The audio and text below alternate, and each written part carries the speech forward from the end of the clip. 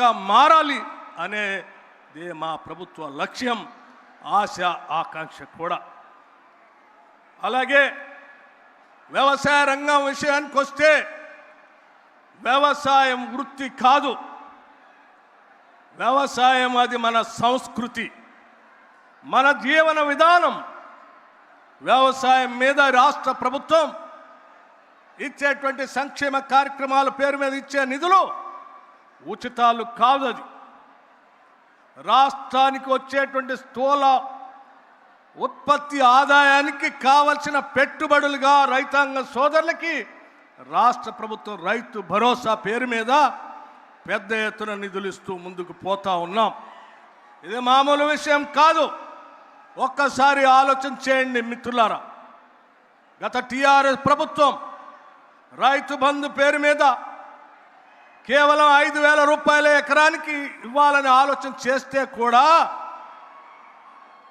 వాళ్ళు ఆ రైతు బంధు ఇచ్చే కార్యక్రమం 145 రోజుల నుంచి 169 రోజులు ఇచ్చేవాళ్ళు.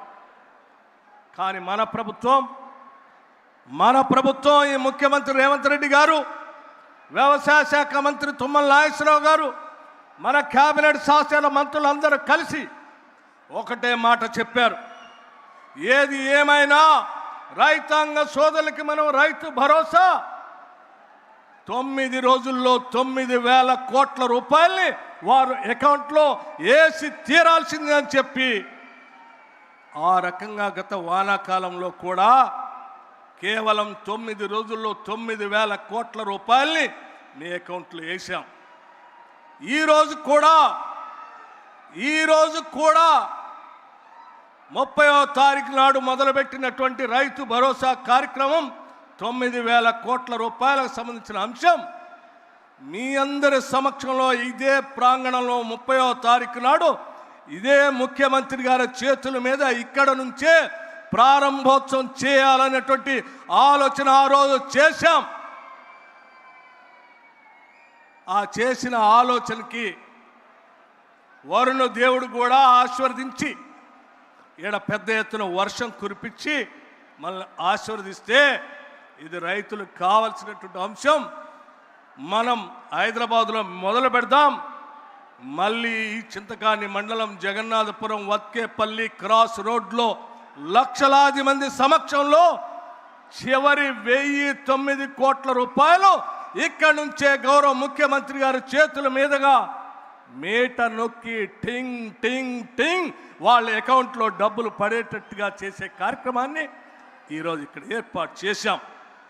ఎప్పటికే 8 ఎకరాలకు వరకు ప్రతి రైతు అకౌంట్లో డబ్బులు పడ్డాయి.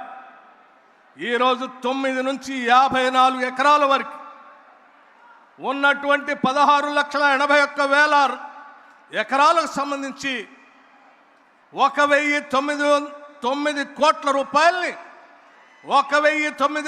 రూపాయల్ని మీ అందరి సమక్షం నుంచి ఇక్కడ నుంచే రిలీజ్ చేసే కార్యక్రమం జరగబోతా ఉంది. అందుకే మీ అందరూ కూడా పెద్ద ఎత్తున మీ సమక్షంలో 9 రోజుల్లో 9,000 కోట్లు వేసే ప్రభుత్వాన్ని గుండెల నిండా ప్రేమతో, మనసు నిండా అభిమానంతో ఆశీర్వదించవలసిందిగా మీ అందరికీ నేను విజ్ఞప్తి చేస్తూ ఉన్నాను. మిత్రులారా, కేవలం రైతు భరోసా మాత్రమే 9,000 కోట్లు రిలీజ్ చేసి మేము అక్కడ కూర్చోలేదు. రైతుని రాజుగా చూడాలనేటువంటి ఆలోచనతో రైతు భరోసాతో పాటు పండించిన మీ పంటని, ధాన్యం కొనుగోలుని సివిల్ సప్లై శాఖ మంత్రులు ఉత్తమ్ కుమార్